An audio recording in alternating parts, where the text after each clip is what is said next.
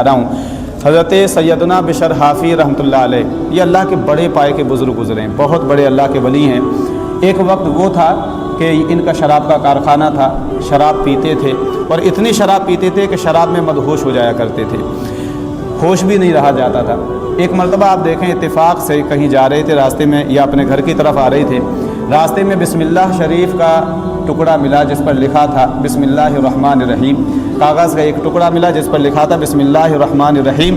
आपने वो कागज़ उठाया, आँखों से लगाया, होठों से चूमा और अपने घर तशरीफ़ लाए। घर ला कर के उस कागज़ को इत्र में बसाया। सुभान अल्लाह, यानी अल्लाह के नाम को इत्र लगाया और इत्र लगाने के बाद में उस कागज़ को बुलंदी पर रखा और हाथ जोड़ करके खड़े हो जाते हैं और कहते हैं, ए अल्लाह के मुक़द्दस नाम, तेरा मकाम वो नहीं था, तेरा मकाम ये है ना।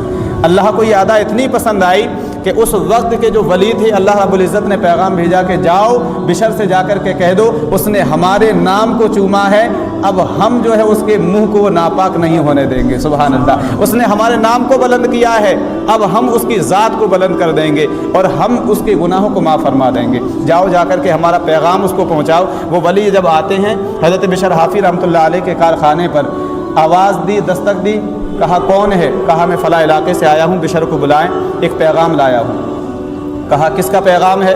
कहा अल्लाह का रब्बुल इज़्ज़त का पैगाम है। सुभान अल्लाह, अल्लाह का पैगाम आया है हज़रत बिशर हाफ़ी रहमतुल्लाह अलैह के लिए। अब जैसे ही हज़रत बिशर ने सुना है तो नंगे पाँव दौड़े दौड़े आते हैं और कहते हैं कि बताओ क्या पैगाम है मेरे रब का।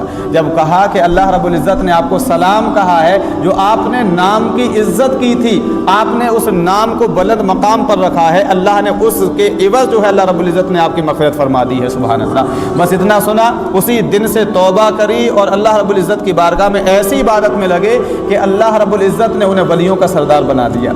अब आप सोच सकते हैं कि जब एक बिस्मिल्लाह शरीफ की बरकत का ये आलम है कि बिस्मिल्लाह के नाम को बुलंद किया जाए और अल्लाह के फजल व करम से उस बिस्मिल्लाह की बरकत से हज़रत बिशर हाफ़ी रहमतुल्लाह अलैह के मकाम का इतना बुलंद मकाम हो जाता है कि ज़िंदगी भर आपने कभी जूता नहीं पहना फिर, क्योंकि जिस हालत में आपका पैगाम आया था अल्लाह की जानिब से, नंगे पाँव थे। कहते हैं कि अल्लाह को क्या पता ये अदा मेरी पसंद आ जाए, कभी ज़िंदगी में जूता नहीं पहना। तो अल्लाह रब्बुल इज़्ज़त ने उस इलाके के जानवरों को अल्लाह रब्बुल इज़्ज़त ने ये हुक्म दे दिया और उनके अंदर ये बात डाल दी कि जिस रास्ते से मेरा बिशर जाए वहाँ पर गंदगी नहीं करनी है। सुभान अल्लाह, वहाँ गंदगी नहीं करनी है। और जब तक हज़रत बिशर हाफ़ी रहे बगदाद की गलियों में कभी भी किसी जानवर ने वहाँ पर गंदगी नहीं की। यहाँ पता ये चलता है कि जब बंदा अल्लाह से जब दोस्ती कर लेता है ना, तो उसका मकाम ये हो जाता है कि जानवर भी उसकी ताज़ीम किया करते हैं। सुभान अल्लाह।